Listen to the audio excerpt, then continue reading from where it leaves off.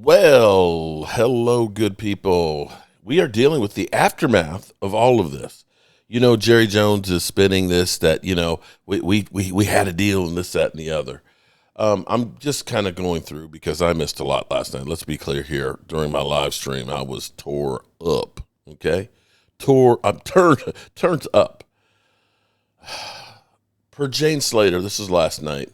She spoke with Micah Parsons this evening, and he said he's generally going to miss y'all. He says he and his team went back to the Cowboys about an extension with empathy when the trade interest was leaked this week. The Cowboys' response, according to Parsons, was play on your fifth year or leave. Cowboys will give their version tonight at 6:30. And Jerry Jones admitted it. Yeah, we're not doing a deal for you. Play on your fifth year or leave. That was the ultimatum. Play on your fifth year. You take that $24 million or El Paso.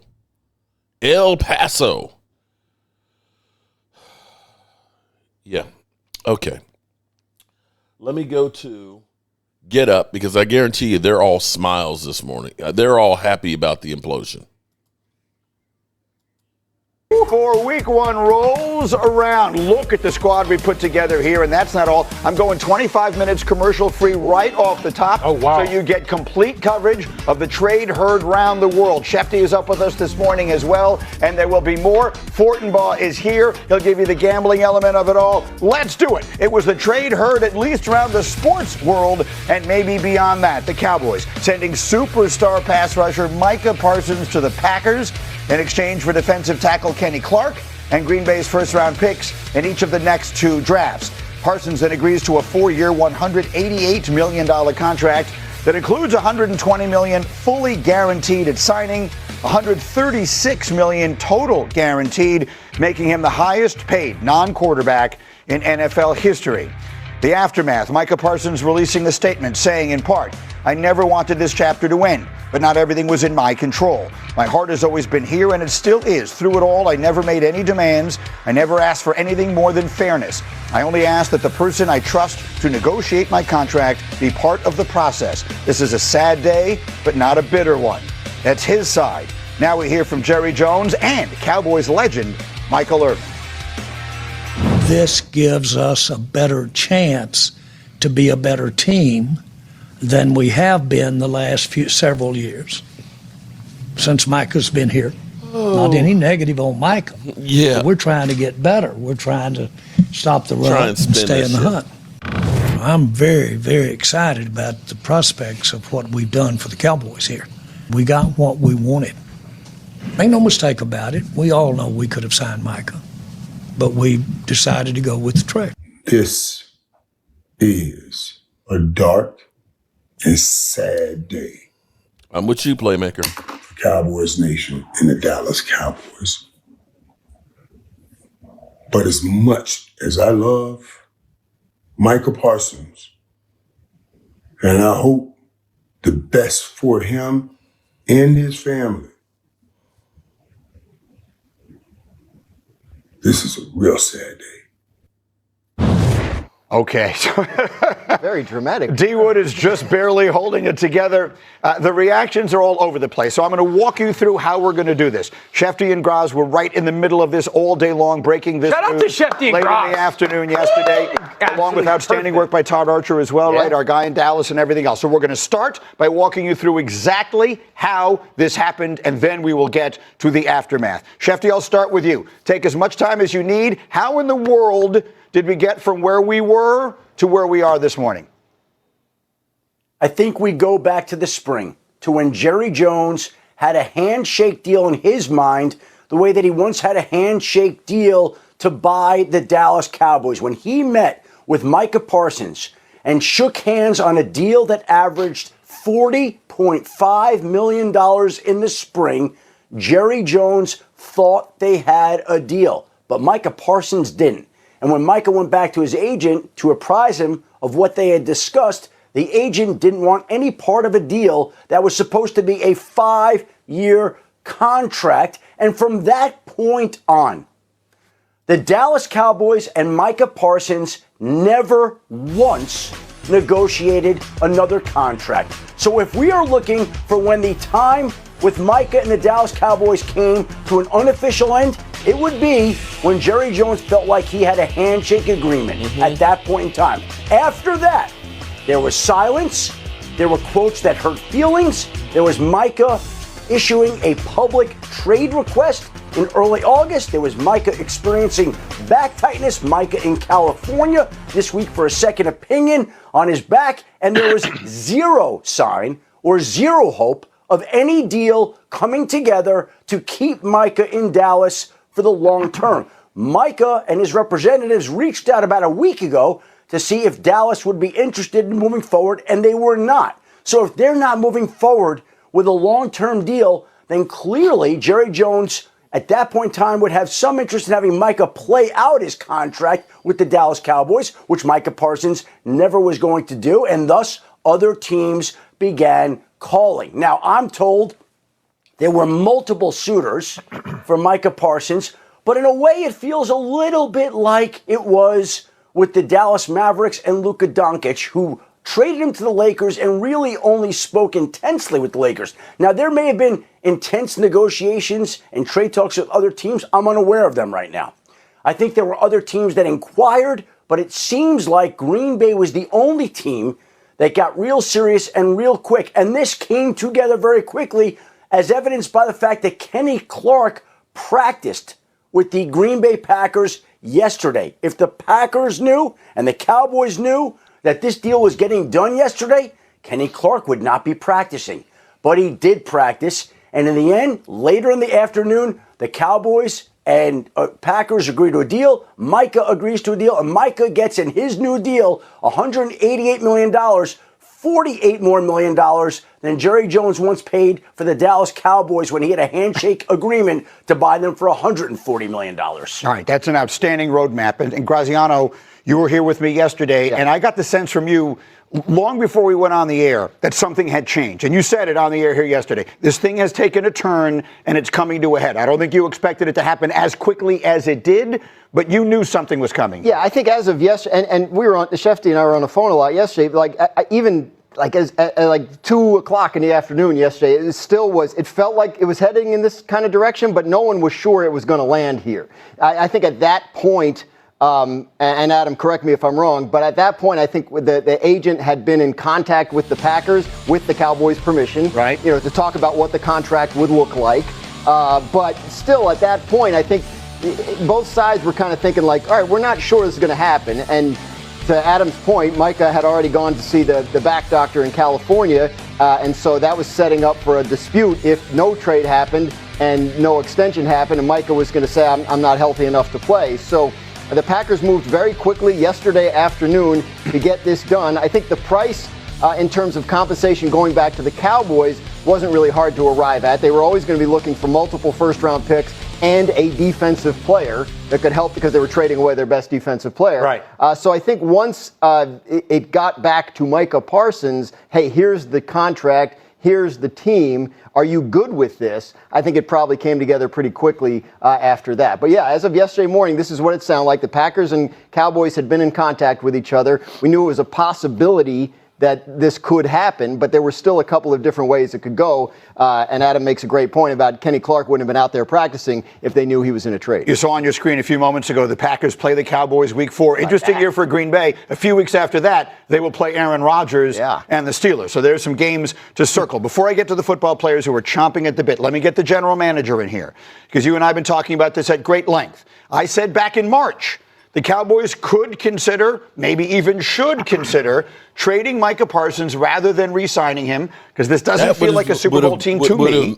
And you could try and turn him into the Herschel Walker of this generation. They didn't do that. In your mind, what did that lead to happening yesterday? It is inconceivable, Green, how they did this. It was a massive strategic mistake.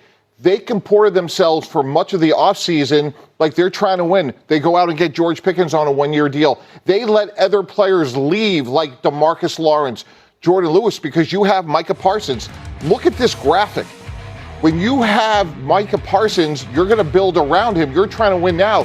You signed CeeDee Lamb to an extension. You signed Dak Prescott to an extension all recently because you're trying to win. So on the offensive side, you're trying to win now, and you have a new offensive coach in Brian Schottenheimer. On the other side of the ball, you move on from these players that you would have kept.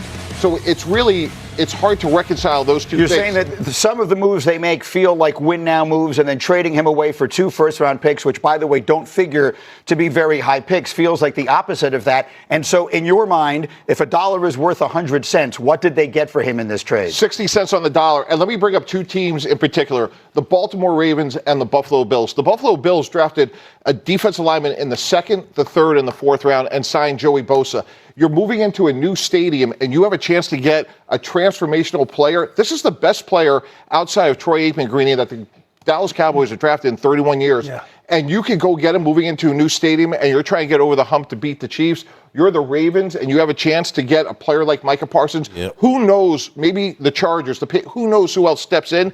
But the fact that they didn't create a sense of urgency in March was a massive mistake that will cost this franchise for years, because you just don't know who else would have stepped up back then. That's the point. And I think for all the people yesterday that I was seeing on social media and other places saying, well, they're better off not having paid all that money for him. That's fine. If that's the way you feel, that's one thing. Then get at least the most you can. This was not the way to go about it. This was not done. This was not planned. This wound up being forced upon them. Okay, I have made you guys wait too long. Dan Orlovsky, you've heard all of this. This is how it happened. This is where we are. What's your reaction? Good organizations do not trade Hall of Fame players in their primes. Right now, the Cowboys are not a good organization. This will go down as one of the worst trades in the history of their football team and their organization. They traded away unless they end up having 2 hits. What likely will be the 28th to the 32nd pick in the first round. Right. The Packers are going to be good as long as Jordan Love is healthy. You got 2 picks that are basically early second-round picks, and depending on if the draft is loaded with talent or not, could be very invaluable to that football team. I think the shine for the Cowboys is gone because of this. When I grew up, no one left the Dallas Cowboys. Nobody. The fact that this was Micah initiating, I don't want to be here anymore. The allure of the star feels gone. They got fleeced. This is not a trade that you can sit here and go, well, they're going to use those picks to go get Arch Manning. Arch Manning ain't going to be there at 30 when you guys are picking in 2 years. So right. I look at this and go, from a business perspective, Jerry Jones 100% lost this negotiation. From a football perspective, Jerry Jones and the Cowboys 100% lost this negotiation. Yep. This is one of the, as far as we won or lost, worst days in the Cowboys since Jerry Jones has owned them. And this is like remember after the Green Bay Packer debacle in the playoffs? Yeah. He could not have handled from that moment to this moment worse. By the way, Kenny Clark, the player they get in this, will be 30 in October. Really good player, Green but Bay obviously Packers. An aging player. D-Wood, go. Jerry Jones reminds me right now of Al Davis at the end of his career. Thank you. It's almost sad to see, to be honest with you. Here's the thing that's funny is every single thing that they have said, I have said. I said we're getting to the point where, and I've said this for about a year plus, that this is Al Davis all over again. Just win, baby. Just win. Oh, I love that player. Just get him. And the moves that you're making, this is like dementia, man. He's literally trying to tell us that we're better off. We're going to be a better team without Micah Parsons. And I get it. You know, you had an asset. You got to maximize your asset.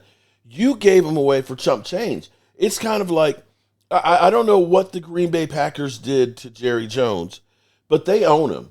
The Green Bay Packers are Jerry Jones's daddy. They not only demoralized and screwed up the team, they have now literally stolen the best players, they put it, that we've drafted since Troy Aikman. It's hard to disagree with that. With you, Jerry Jones has done a lot for the game of football. Everyone knows that he's in the Hall of Fame. The Hall of Fame owner. The marketing aspect, the business acumen, he's done so much for the game of football. But when you see a move like this, it makes you sad for him and the Dallas Cowboys, because this is inconceivable to move again, like Dan talked about, a potentially Hall of Fame player, Hall of Fame talent in Micah Parsons, right before week 1, when you're supposed to play the Philadelphia Eagles for 2, low round, first round draft picks. You are not going to get players, on the same level as a Micah Parsons. You don't deal away a 26-year-old superstar player on the cusp of the season. If you're going to make this move, and you guys have already said, you make this move in March, when you can literally open up the floodgates to all their teams.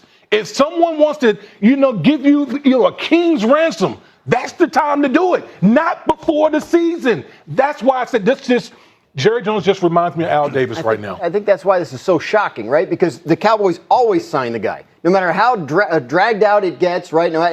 Dak Prescott, CeeDee Lamb just last year, we're used to this. This was not the plan. Something changed. And that's, I think, part of the reason it lives as a huge mistake, because if you get off your plan, then you end up making mistakes. And I think that's what happened for the Cowboys. And we've been there. When you run a team, so many decisions happen. And let's say your plan changed. Greeny, you just put a Band-Aid on it. We just talked about that with Trey Hendrickson. Again, you don't get George Pickens on a 1-year deal to start rebuilding 4 months later before you play games. Ironically, the Cowboys make this trade yesterday on the same day that Forbes values them at $13 billion, which is 24% higher than any other team in the NFL. Shefty, go. They're talking about the timing of the trade being off. The fact that the Cowboys should have looked to deal him in March, should have casted a wider net, even though I think there were multiple suitors here for Micah Parsons. But here was a call or two that I got after the trade came. Xin chào các bạn đã quay trở lại với kênh YouTube của mình. All right, so much when you get the hacked ones. Okay. Welcome to El Paso. Cowboys screwed the pooch. This is, yeah. We're on the off-ramp to El Paso, Al Davisville.